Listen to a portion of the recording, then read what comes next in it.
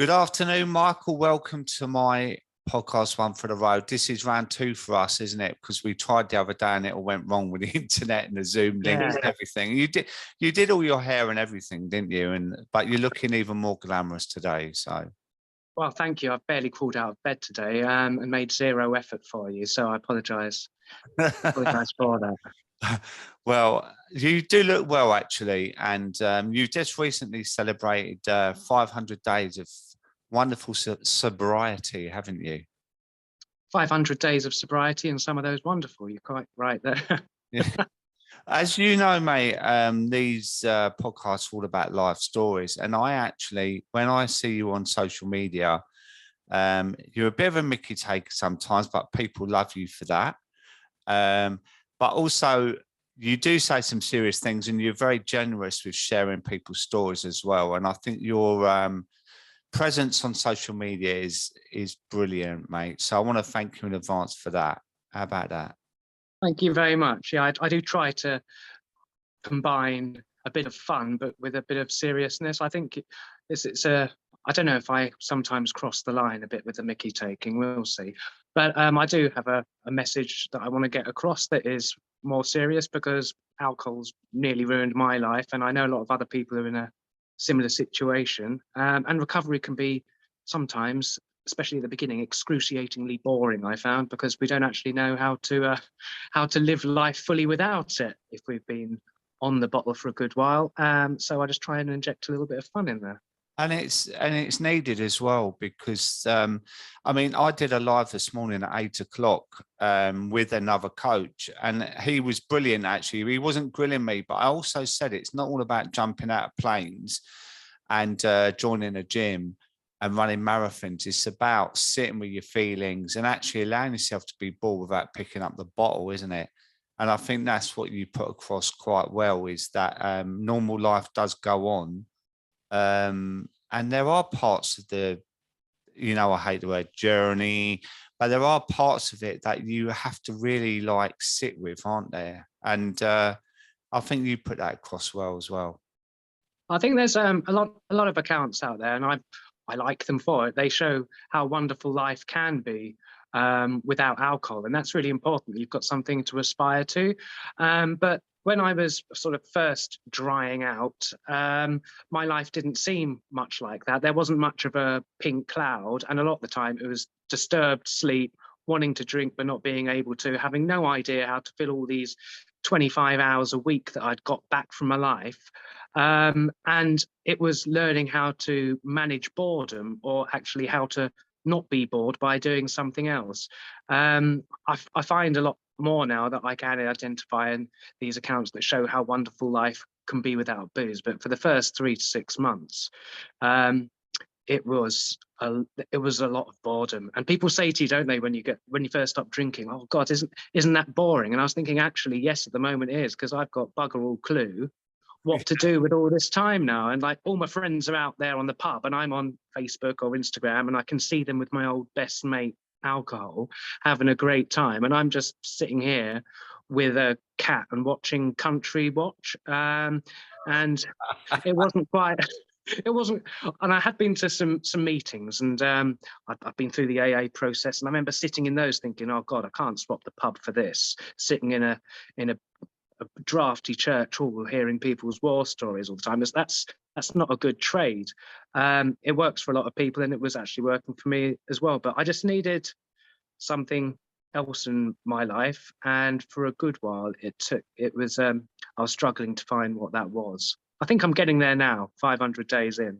Yeah, it's quite a pivotal period, actually, 500 days. But so what led you up to realizing that you had a problem? Because you was a bit of a late starter in this world, wasn't you?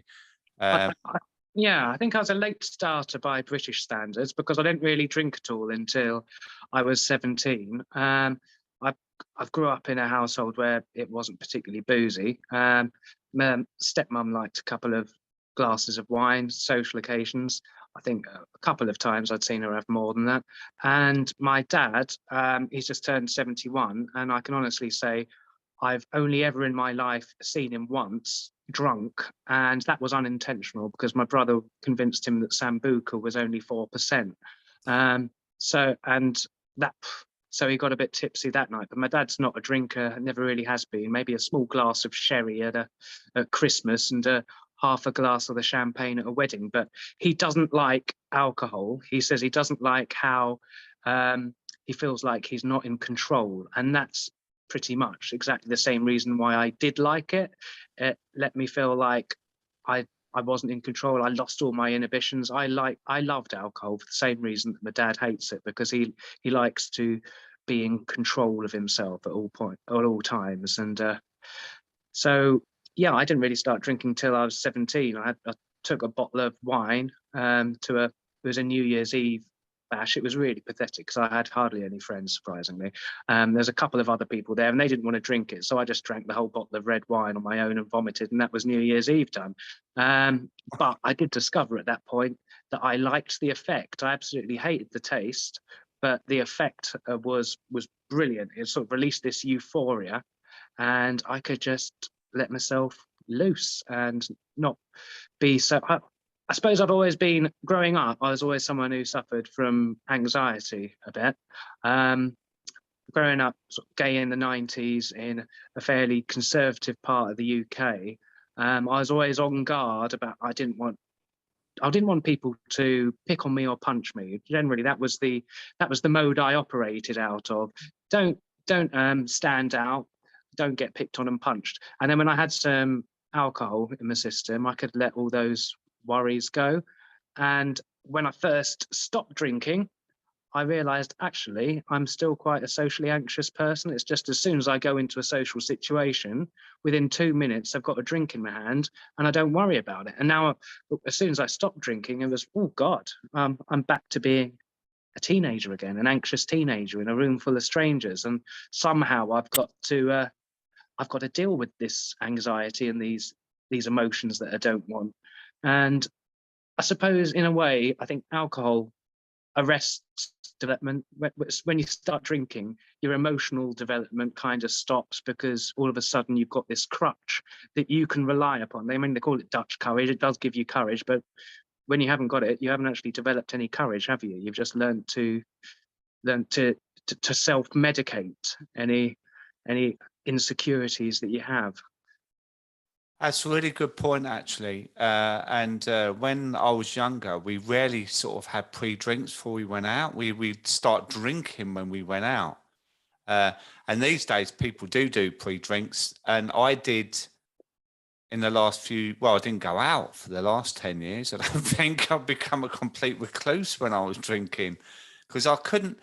It's weird with me. I couldn't drink enough when I went out. And I kind of lived this facade that I didn't have a drink problem, because it got to such a problem that it was embarrassing. So when I went out, I'd only like really, really rein it in a bit until I got home again.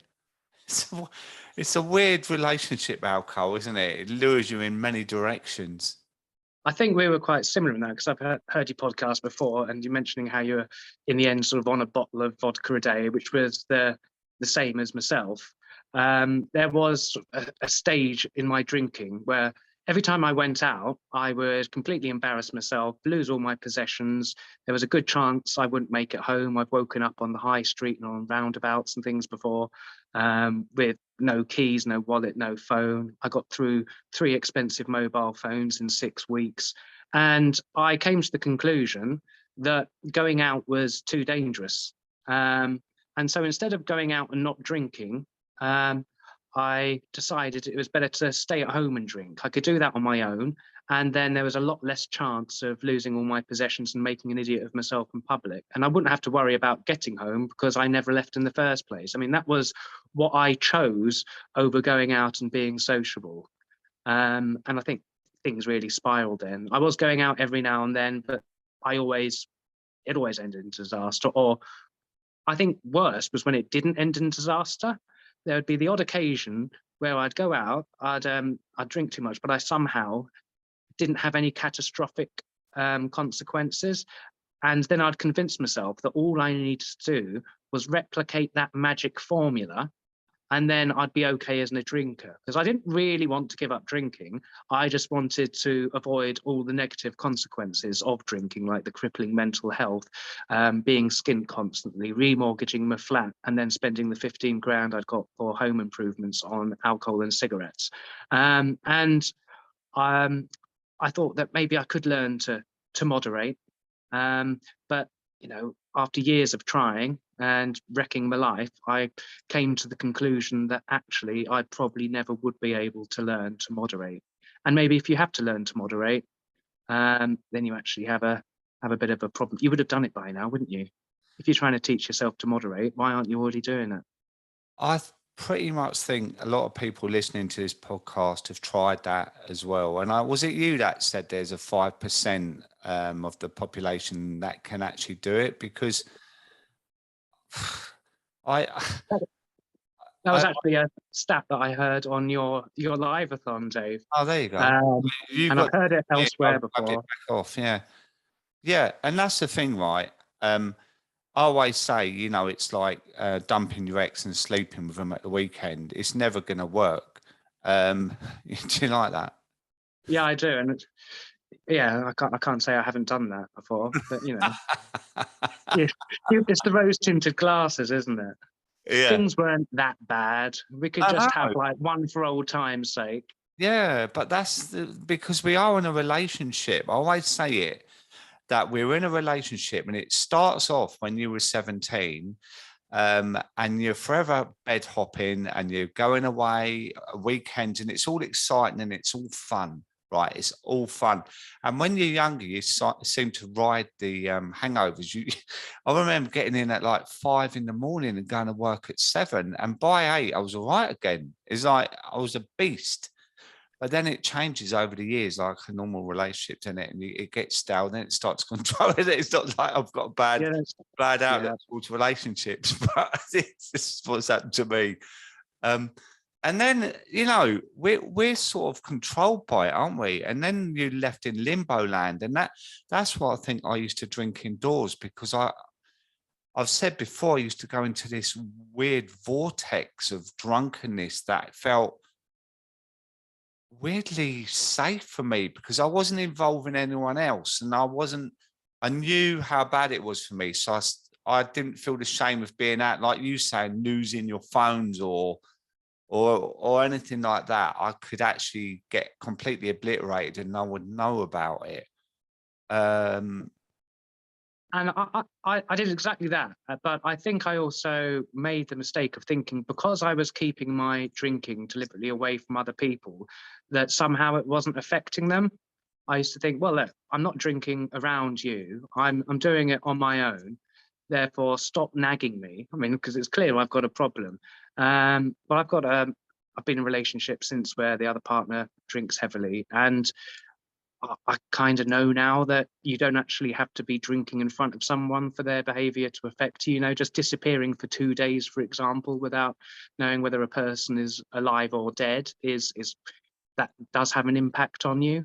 Having to deal with someone's mood and temperament for days after they've been drinking or using drugs, I mean, that has an effect. And just not being able to trust someone, because you always lie about your drinking, and if you're lying about your drinking, you then create more lies to cover up the first lie, and if there's no trust, that's affecting a relationship. So I thought that by hiding my drinking away, that I wouldn't have any impact on people, but that's actually a load of crap, isn't it? Because your behavior always, if you're in addiction of some sort, it's always impacting other people, whether you're doing it in front of them or behind closed doors. You can't avoid it, mate. But I will say that my dad, when I told him, he didn't even know I had a problem. I kept it so well from him. Do you know what I mean? He had no idea about it.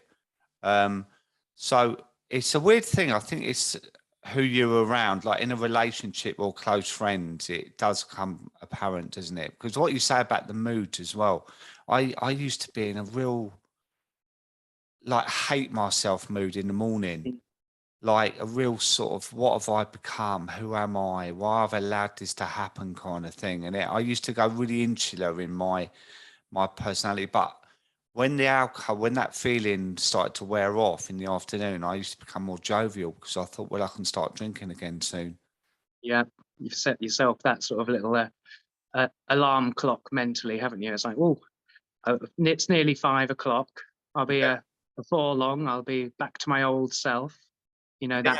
that bubbly self that alcohol allows you to become, which is actually an embarrassing wreck normally. But yeah, the self-loathing I can totally relate to. How did I let myself become this? Is this what I've amounted to? It's this is the constant shame of it. It's hard to be positive about yourself when you're constantly doing something completely unavoidable, you know, poisoning yourself at your own will, Yeah. having outcomes that you don't want.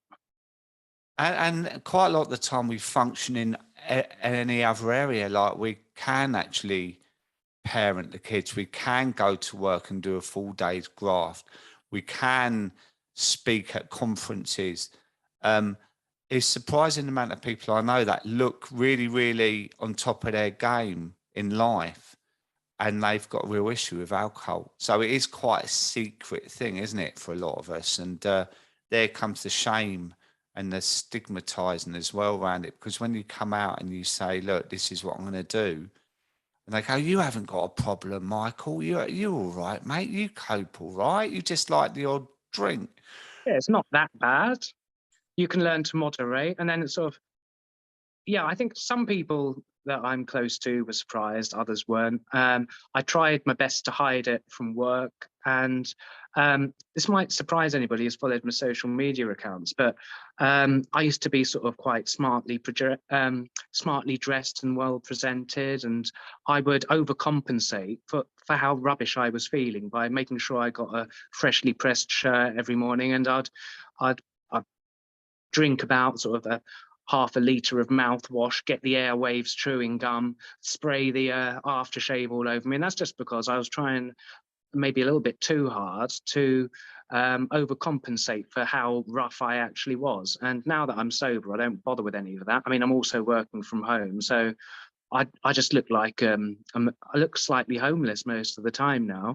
I probably look more like I'm in addiction now than I did when I was in addiction. But you know, you get those before and after photos.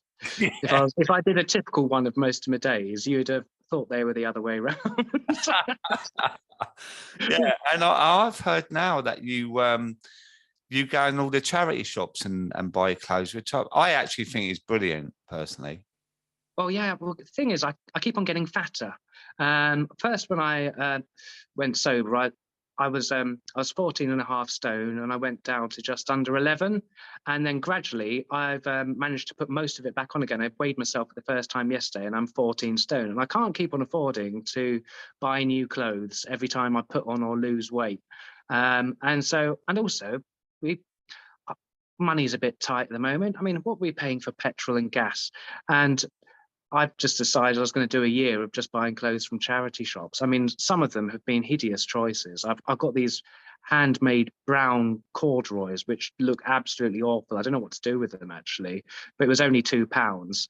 But yeah, so I suppose that's not really helping my image either, is that I'm just buying all my clothes from like cat rescue and some local charities. So it's not much of a style statement. I've got to learn to accessorize, I think. Um, but yeah, it is helping with the old pennies. And then if I lose weight, then I haven't exactly spent hundreds on a new wardrobe, or if I put on even more weight. But so that's something I'm trying to do, and it's actually quite fun. I've got some other friends locally who like going charity shopping and don't drink, and we'll make like a little social if it's like we've got one street near us that's got loads of charity shops and some nice coffee shops on it. So we'll sort of meet up, we'll go through them all, have coffee and cake, and it's actually a nice social activity. And then we sort of go back and we can do a bit of a catwalk, show off all of our bargains. And it doesn't involve alcohol. It does involve cake, and I'm a big fan of that. And coffee, I need it. Yeah, hence the 3 stone weight gain.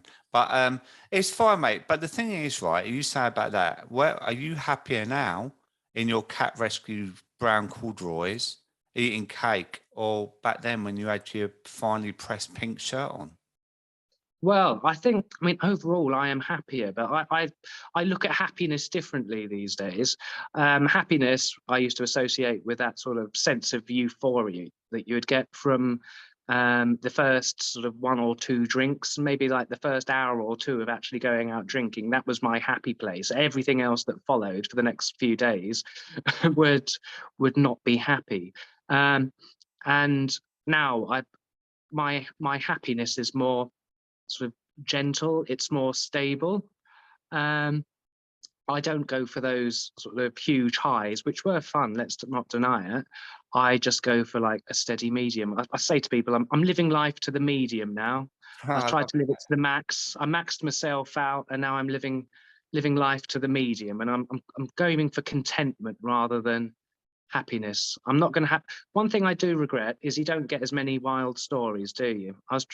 Um, I mean, when you tell people what you got up to the weekend these days, and it was I ate some cake and bought some secondhand trousers, it's never going to have quite the response as the time you woke up in Wales with a stranger and any of those sorts of anecdotes. But I think I've got enough of those now, and I'm ready to move on to the next stage of my life, which is a more genteel and dignified chapter, hopefully. Yeah, and it depends on your audience as well, because we change our audiences, don't we? Exactly. We align differently. But so going back to your drinking, at what stage did you realize you had to do something about it? Also, did you try and not succeed? I'm always careful about how I say that because I hate the word fail.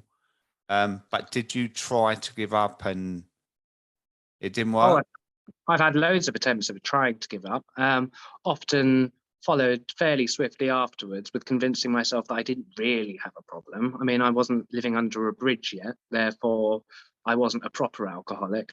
I first went to an AA meeting under a little bit of pressure from my partner at the time, I have to admit. I was doing it mainly to convince him that I was willing to change. That was back when I was 28 and I'm now 40. And I was living in York at the time, and I went there for a few weeks, and I thought I'd done the minimum required to show that I was a changed person. And then I convinced myself that I wasn't really an alcoholic after all. And then I left that relationship, went into a new one. A similar thing happened. I had been drinking far too much. I'd become a bit of an asshole. It was causing arguments and things. I wanted to show that I was willing to change. I went to Alcoholics Anonymous, uh, convinced him that I'd done some work, and then slowly it crept back in again. And then I've had a few stints of sobriety. In the end, I signed up to the local drug and alcohol service and went on they do a smart recovery program, and I went along to that sort of once a week, which probably isn't enough. But it was all that was available outside of my work hours because everything else was Monday to Friday, 9 to 5. And I didn't do any homework between each week, and I wasn't really making any progress. And it was finally when I lost my relationship there. My partner moved out because of my drinking. I lost my driving license because of my drinking for driving the morning after being evicted from a campsite in Wales. And then I nearly lost my home. And at that point, I'd had a few attempts on my life. It was normally the morning after drinking, and I'd just overdose on any meds that I had around the house. And I always had loads of meds around the house. It was like a pharmacy, you know. Um, and then I've got a friend who's now my partner now. He also struggled a lot with drink and with mental health. And he said to me at one point, I just want to die or have a real shot at life. And Wow. that was something that really hit me because I'd only thought I just want to die. And then he'd used that powerful word or after going through a really terrible time himself. And the or was the complete opposite of wanting to die. It was actually there is that possibility. You could die, or you could do your best to make your life amazing. And that is an option. And why not try that one out before you have another overdose? Like before you've decided it's all for nothing, why don't you have a really good shot? I know it's going to be difficult to stop because I've tried before, with unlimited success, but I can invest a few months of feeling like absolute crap if it means the rest of my life is a happy one. And that's why I took that plunge after a few rock bottoms. The particular day when the last time I drank, I'd lost over 24 hours to blackout. I mentioned on your live that I'd stolen a giant novelty sausage from a supermarket, which wasn't the worst of my rock bottoms, to be honest. But I just felt like utter rubbish. I couldn't do anything I was just lying on a sofa awake, sweating, shaking. I was having the odd bit of water and urinating, and I couldn't sleep. I couldn't even watch the television or listen to music. And I thought, no, I'm done with this. I just cannot go through this anymore. I'm not going to learn to moderate. And I actually, deep down, I don't want to be dead. So let's just go through that hard graft now. Because I was alcohol dependent. I knew that because I'd been from the local drug and alcohol service, and I'd got myself on medication, antabuse medication, which meant that I then couldn't drink. It wasn't an option because I'd be straight in hospital. It essentially makes you allergic to alcohol. And I knew that I had to change my life around a bit. And I went to live with my parents for a while, just because they live somewhere where I don't know anybody else. They don't drink. It's a safe place. And I knew they wouldn't tolerate me drinking, and I actually have enough respect for my parents that I wouldn't want to bring drama and chaos into their lives. And I think I needed that change. I needed to change my environment in order to change my actions and my behaviors. And I dreaded it. I dreaded moving in with my parents because I moved out when I was 18 and I'd never spent more than like a weekend with them since. And therefore, sort of late 30s, going to live with your parents felt like a bit of a backstep. And my dad was dreading it because he knew how I was with alcohol now. I'd tried to protect him from it for so long, but in the end he was getting calls from the hospital and like picking me up at 2 a.m. and seeing me at the psychiatric unit. So I couldn't hide that from him anymore, and he was worried about what it would be like living with me. But I stayed there for a good 3 months and a bit, and at the end I didn't actually want to go home, but I knew I had to. And my dad didn't want me to go home because we'd really enjoyed our company together, and it was the most bonding we had done since I'd been a kid, and I absolutely loved it. And it's just completely repaired that relationship I had with my father and with my stepmother. That's amazing, Michael. That's powerful as well. You going back to taking any meds? I was the same one night. I came in and I'd had enough. I was drunk, and I was just scrambling around to take something to finish it because I'd had enough. Basically, it took me to a really dark place, and I couldn't find anything. When I woke up in the morning and was so grateful to have woken up because I kind of remembered what I was doing. And it makes you realize where alcohol can take you, like it's taken me to many, many dark places. And to want to end your life as well. Is that because you'd absolutely had enough with yourself or with the drug, the addiction? What? I'd had enough of myself. I was just completely absorbed in self-pity. I'd managed to ruin everything that was good and worthwhile in my life through my drinking. I'd had a really good relationship with my second partner, and I'd lost that. I'd got a home together, which had taken years, and it looked like I was losing that. And I didn't have any friends. I remember it was my birthday and I was looking forward to it. And then I realized I didn't have anyone to invite.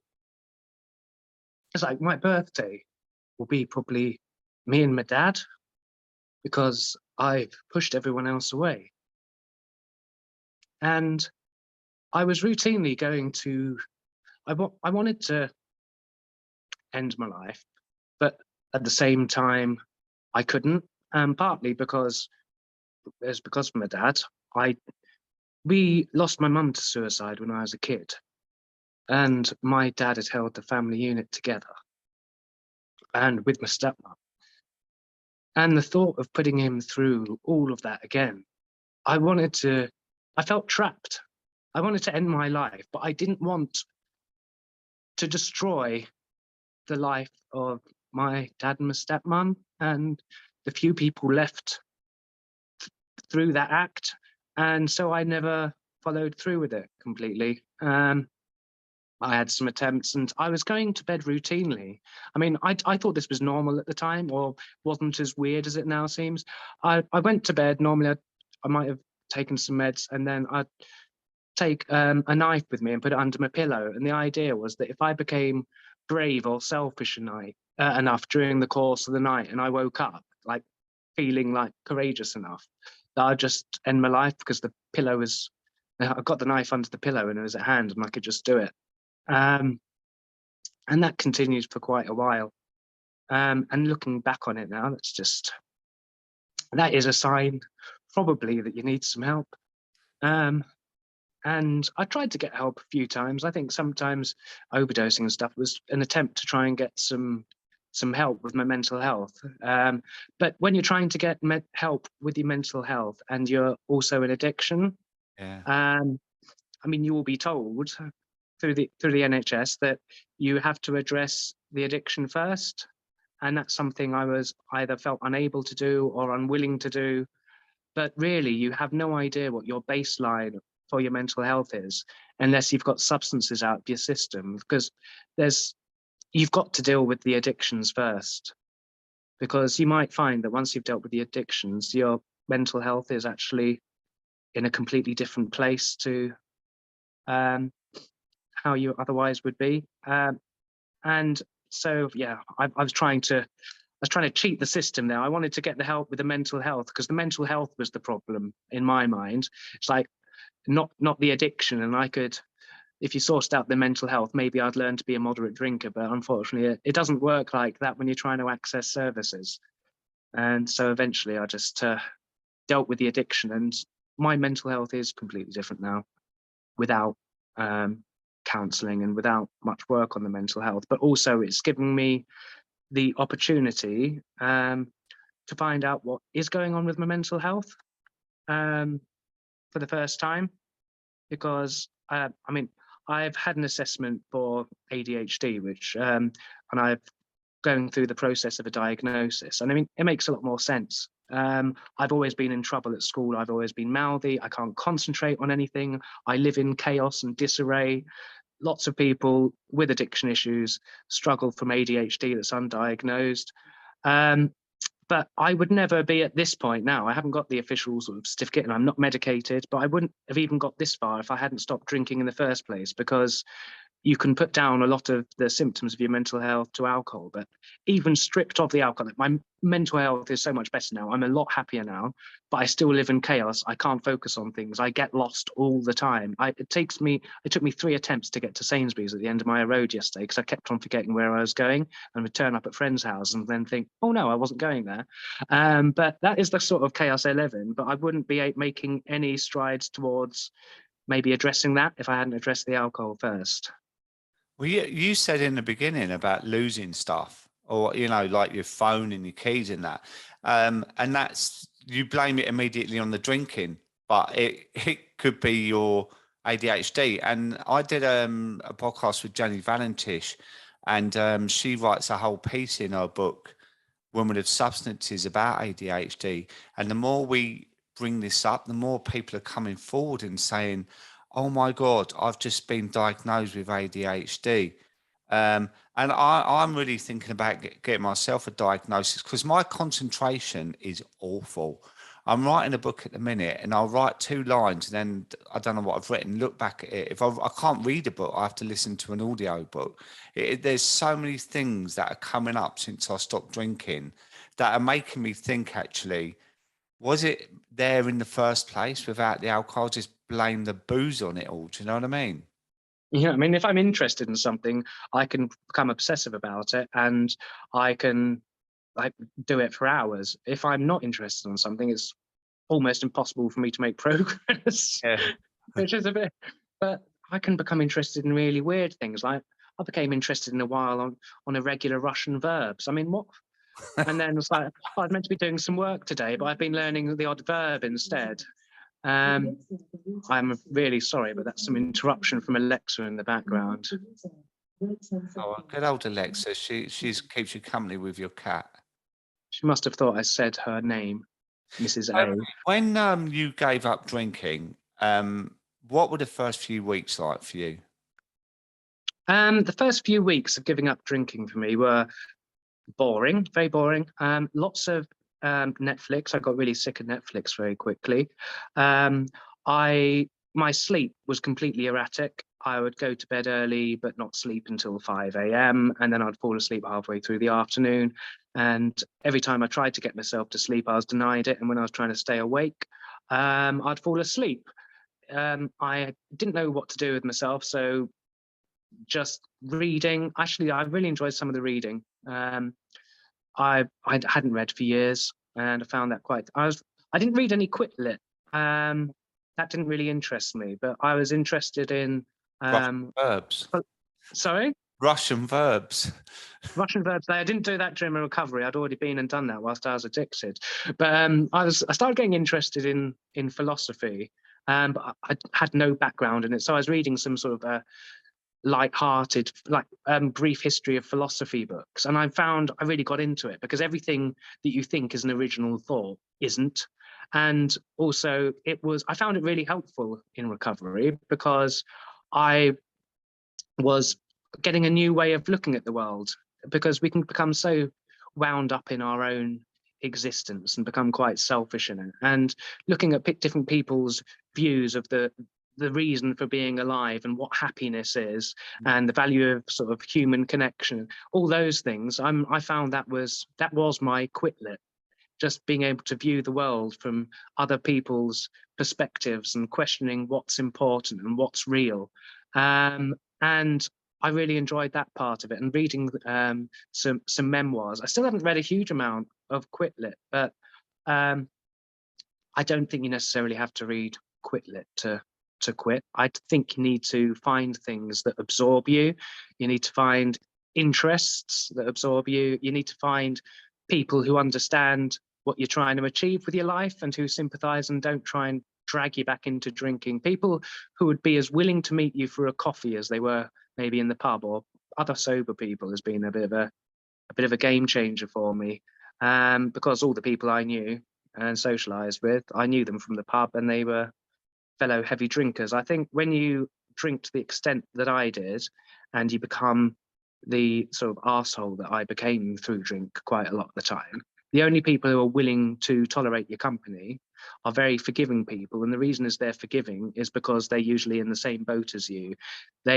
You will forgive them because you behave that way as well. So you end up, it's like that echo chamber, isn't it? And I think you attract what you put out. And I was putting out very drunk vibes and attracting people who connected with that.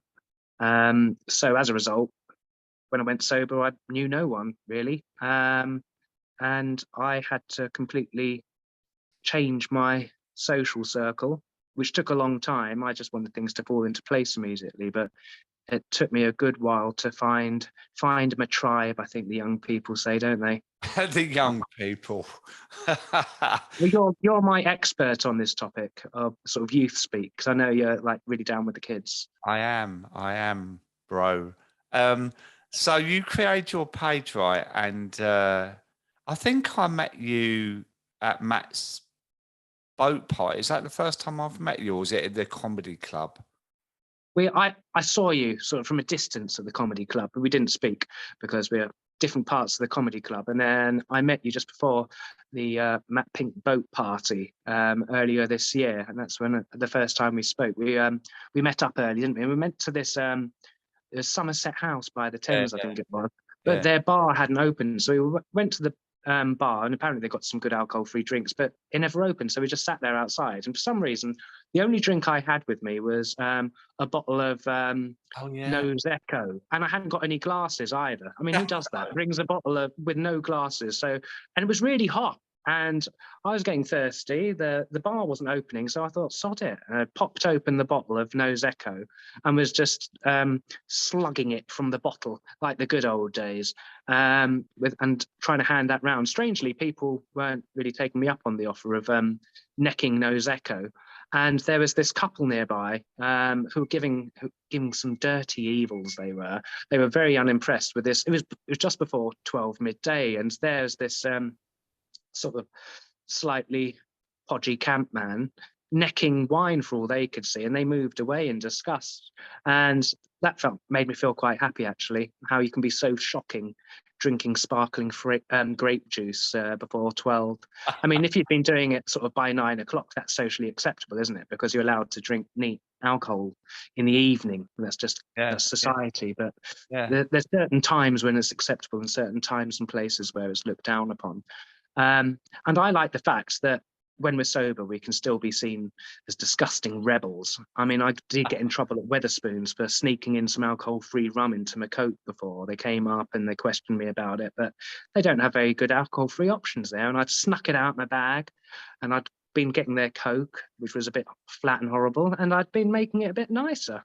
All these years of drinking at Wetherspoons, my local one, is very hard to get chucked out or banned from because it's just such a dive. And the first time I get in trouble, amazingly, at Wetherspoons was for sneaking in an alcohol-free drink into my flat Pepsi Max. And I like that we can be rebels in sobriety. Do you know what? I've met William Porter in a few Wetherspoons. It's his favourite, right? And actually, I thought they had a good. It's not bad, actually. There's none of the spirits, but they've got some good kombuchas and things these days. They've got, their options, actually. Out of all the chain pubs, they are certainly one of the better ones for the alcohol-free options. I think that and Bill's restaurants, they're good. And there's the lounges, bars, they're always named something lounge. So for me in Southend, we've got Molo Lounge, because Molo is Italian for pier. So the first part of their name is usually something in Italian that has a reference to the town. But they've got some good Calenio drinks and other alcohol-free options. And to be fair to Wetherspoons, they've got more options than most. But I like me my spirits, my alcohol-free spirits, and they're still hard to find in restaurants and bars and pubs. But I think they're going to catch up.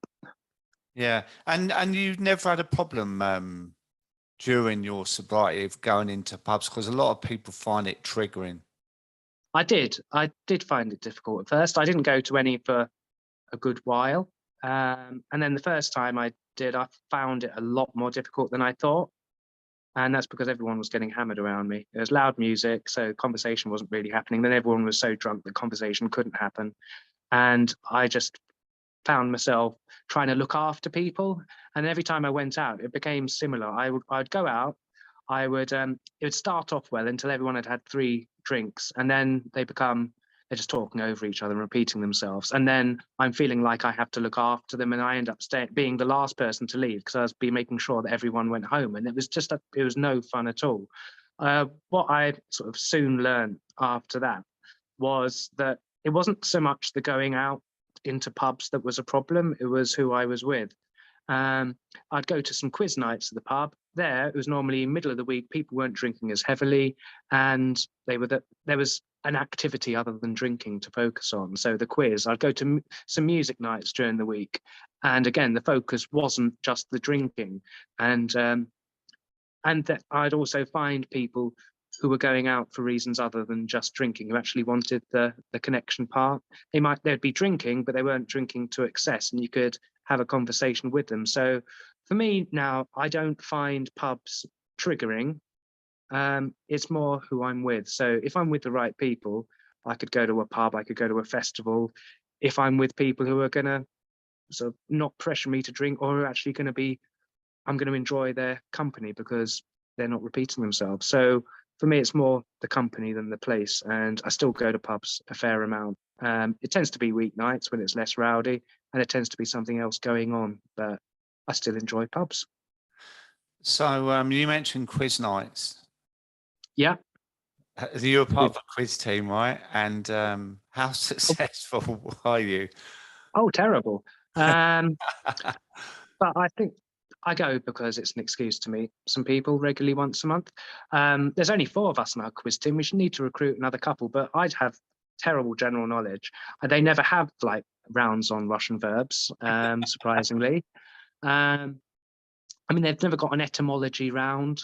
All the things I'm interested in that are weird, nobody else. There aren't rounds on that. I know nothing about music or celebrity, and even when I do, I can't remember names. I've never been able to remember people's names, so it's just not going to happen.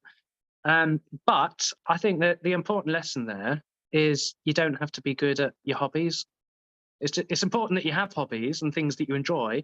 You don't have to be good at them because you're not trying to make a living from it. Then just enjoy it for what it is. I enjoy going out and doing terribly at quizzes. We came 3rd from last time, so that's an improvement. But we just have a laugh. The quiz we attend is shambolically organised.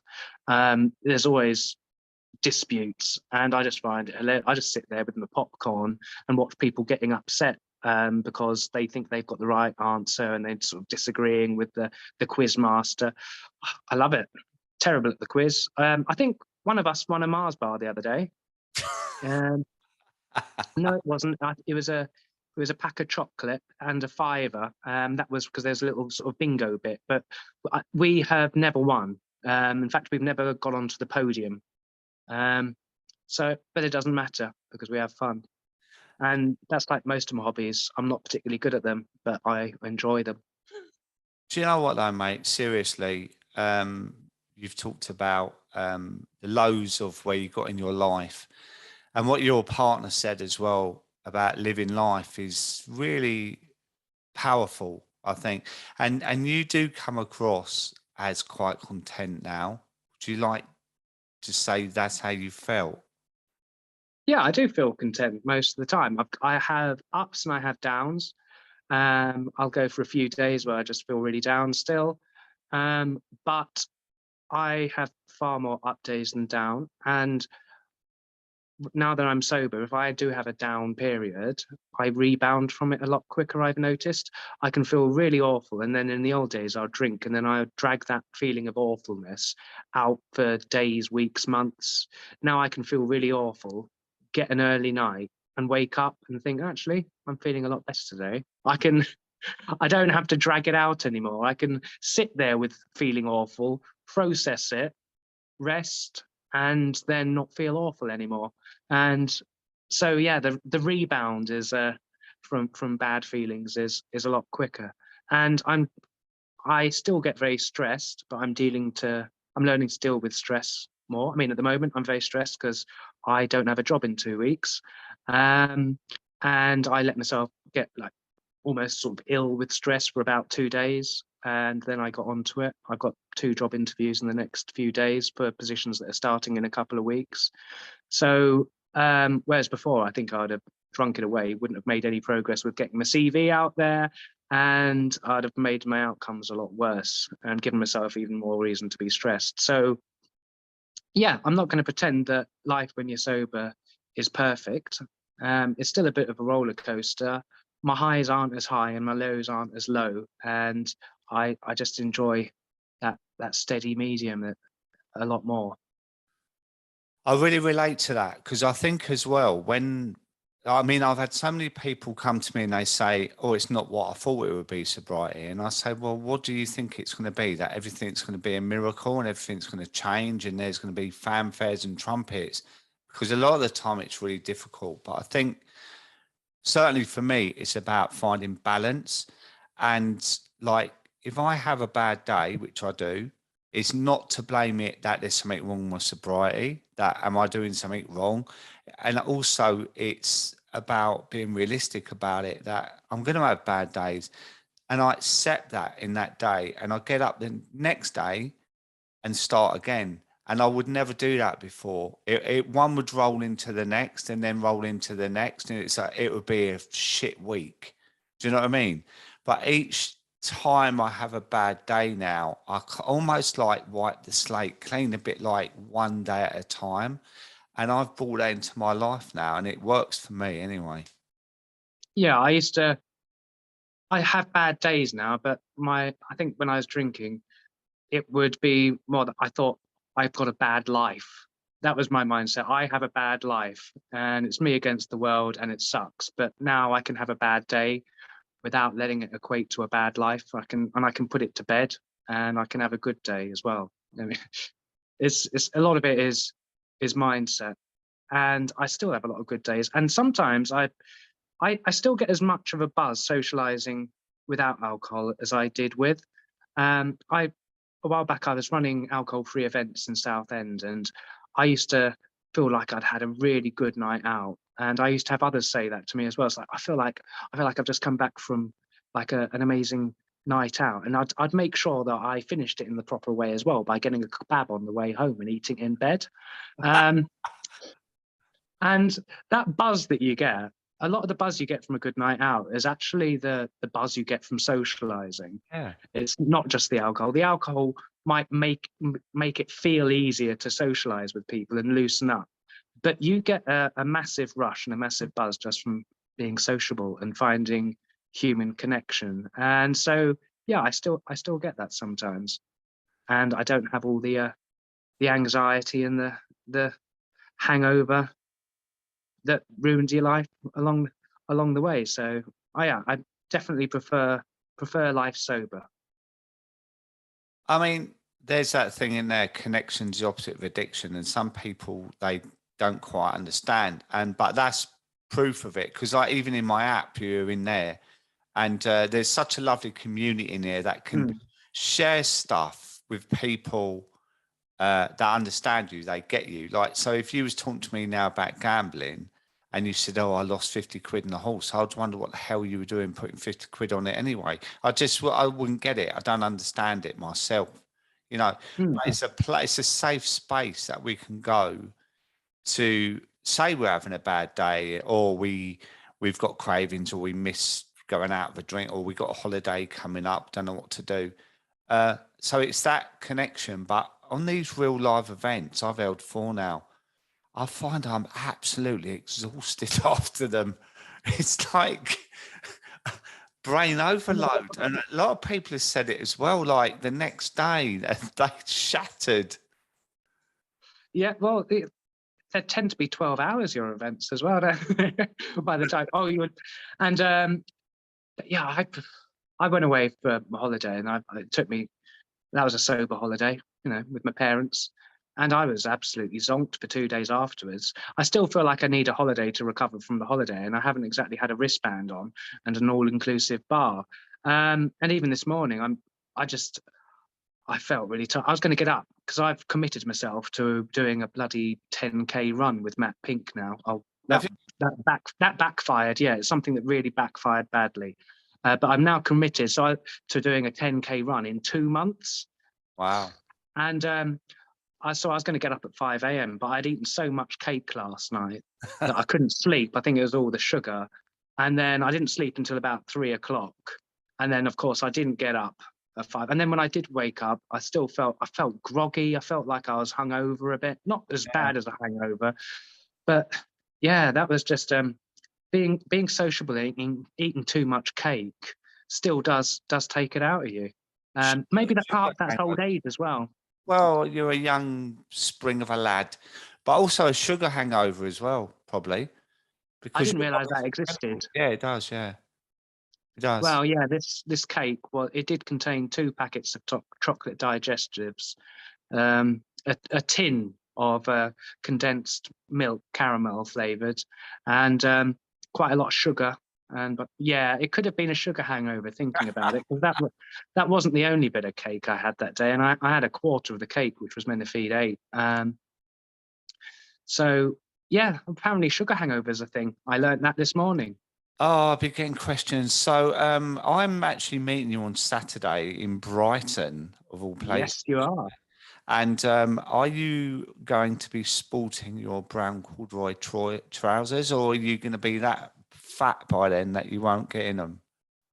I actually feel really flattered that you think I'm that organised that I've thought about what I'm going to wear.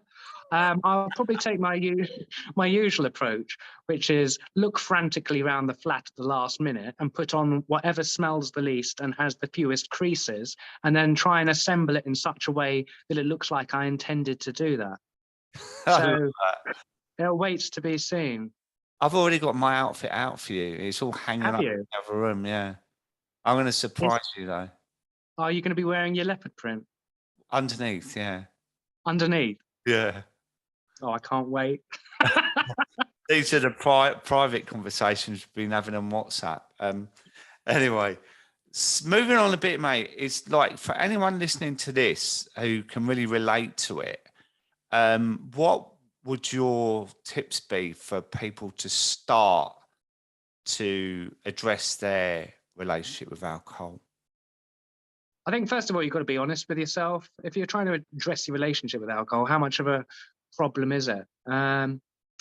Don't wait until it's wrecked your life before you take action. I mean, when I started going to the alcohol clinic, I'd turn up and I'd be there with people who were sort of street drinkers and heroin users, and I'd think, oh, that's not me. I've still got a job and a home. Therefore, I can't be an alcoholic because I haven't lost everything yet. And that's completely the wrong mindset because you soon could lose everything. The trick is to take action before you have lost everything, not wait until you feel like you've already lost everything before you take action. So noticing the problem is the first bit. And also you've got to believe that you can stop, that you can recover. Because I was a bit pathetic actually. I used to think recovery isn't possible for me. I can't stop drinking. I'd find all these reasons why I couldn't stop drinking. It was genetic because I've got a long line of alcoholics in my family. I'm half Scottish again, therefore. Scottish people drink a lot. All the alcoholics in my family were Scottish, and that therefore I had whiskey running through my veins.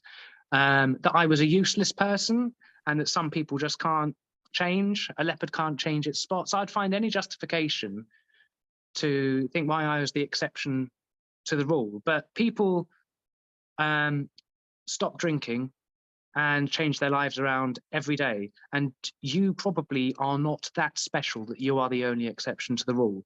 And if you genuinely can't believe that recovery is possible for you, then at very least, be willing to suspend belief and trust other people and prove yourself wrong.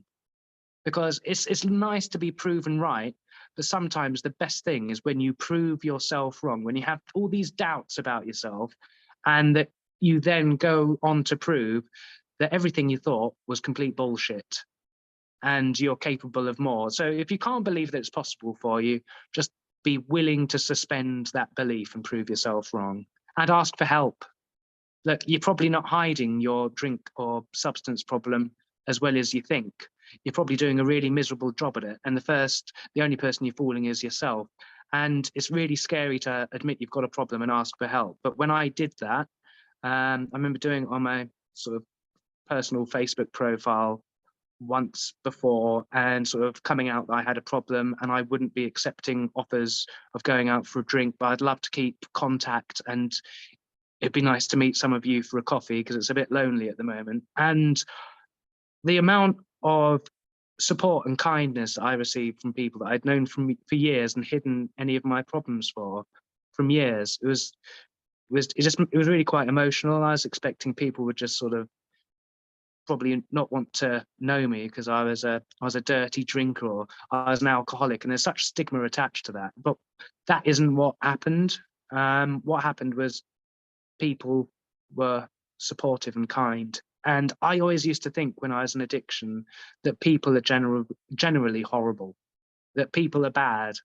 And through sobriety, I've completely reevaluated that. And in general, people are kind and they want the best for you.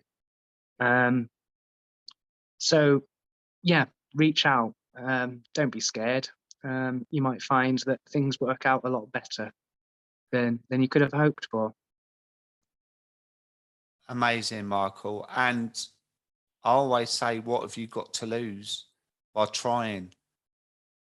Nothing really, because you've lost a lot of it anyway. And I'm not talking about possessions, I'm talking about self esteem, value, self-value. I that is why I drank in on my own, and I used to sit there talking to myself, just saying, "What am I doing? What am I doing?" It was a weird.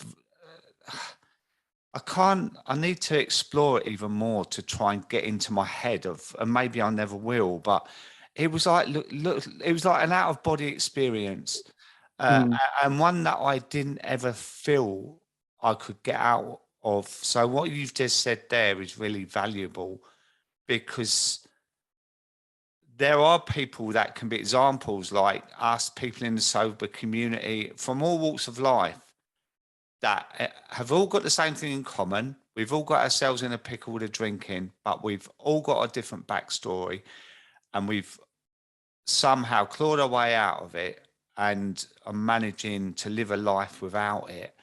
And I think that's the important message there, because I never believed that would happen for me, especially I'm a little bit older than you, only a little bit.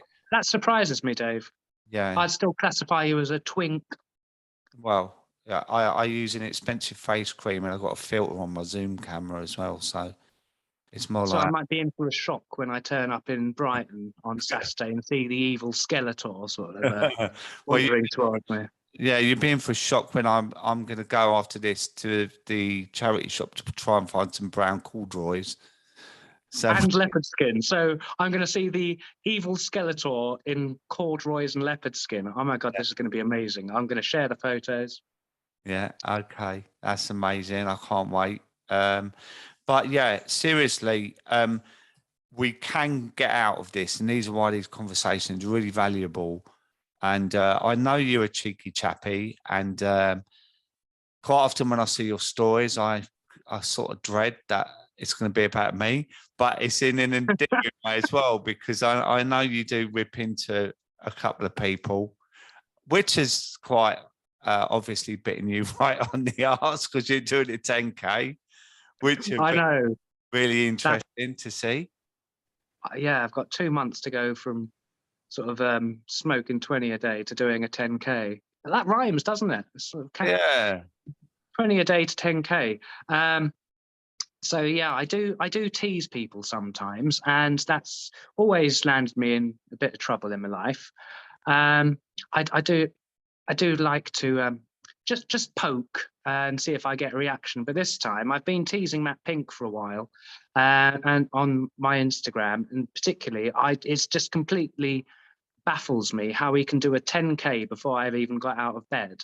But not only that, his there's not a hair out of place, I know. and he's not drenched with sweat. And so I was pointing this out, and I was asking him for tips, and then I decided I was going to just do my hair and then run 1K, and see what I look like. And I was a bit of a mess, to be honest.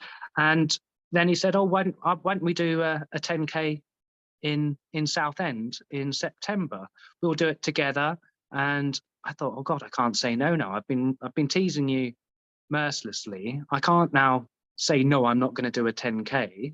Otherwise, I'll be a complete pussy. So I said, as long as we do it to raise money for an alcohol charity, I'm up for it. I immediately regret that, because I don't know if I'd survive, to be honest. But we'll find out. All I've got to do is stay alive and raise a bit of money, and try stop and run. eating bloody cake with condensed milk and 14 packets of chocolate hobnobs in it. Yeah, apparently that's off the menu now for a couple of months. Yeah. Maybe there can be one of those waiting for me at the finish line, Yeah. and that can be my motivation. Or me in my corduroy. Actually, in September in Southend, no, I'm in Honolulu, opening a rehab centre out there for the whole of September. So unfortunately, I can't be roped into it. So. The Honolulu rehab. Well, you know what? They call Southend the Honolulu of Essex. So you could just sack them off. No. And I'll get you some jelly deals, and go for a paddle in the mud. I remember I did a 60-minute makeover in Southend, and one of the designers had never left Wales, and this was the first time, and this was her experience of leaving Wales, was going to Southend, and we had fish and chips along the front on this bench, right, and there was a pub behind the fish and chip shop. that everyone was standing outside listening to the music, but they had their own cans in brown bags or bottles and whatever. They wouldn't even go in the pub, but they were getting the entertainment from you nodding your head there, thinking, well, yeah, that's normal. I used to drink from black bags mainly, but yeah, that does make it a little bit cheaper. But I wouldn't be surprised. We've got an interesting mix along the seafront. But yeah, it's it might have changed a bit. I think it's up and coming. We're going to be the next Brighton. We've just become a city. Yeah.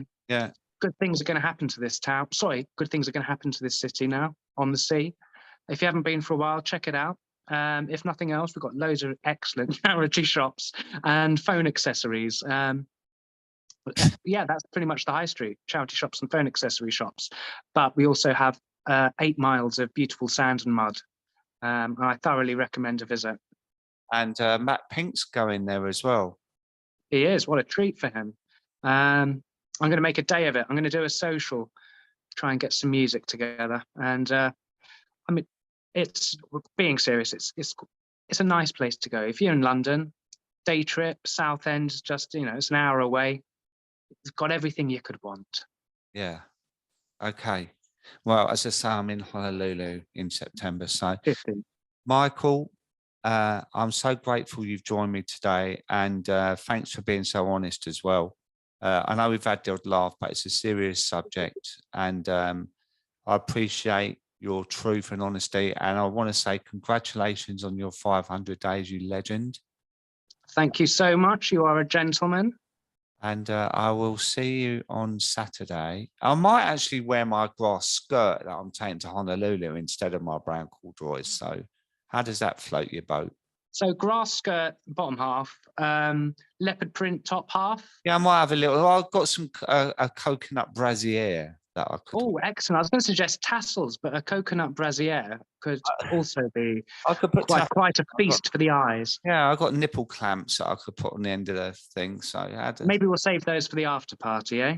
Oh, matron. Thank you so much, mate, for joining me, and I'll see you Saturday. Okay, see you Saturday. Cheers. Thanks for your time. Bye, mate. Bye.